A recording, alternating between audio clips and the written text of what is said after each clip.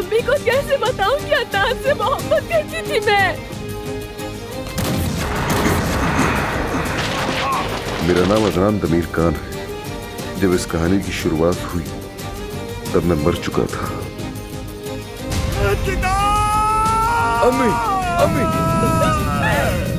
अदनान साहब फौज में शहीद हो गए। और हमें अलग ना करती तो अदनान से ही शादी होती मेरी। और मैं कैसे बताऊंगी अपने बाबा को कि अदनान से मेरा ताल्लुक था। अपने बाबा को कैसे बताऊं मैं ये सब। अदनान, यहाँ हम लोग भूख और प्यास से मर रहे हैं और ये नवाबजादी कहती है कि मैं दमीरका से शादी नहीं करूंगी। अम्मी एक बार मेरी बात तो सुने। अम्मी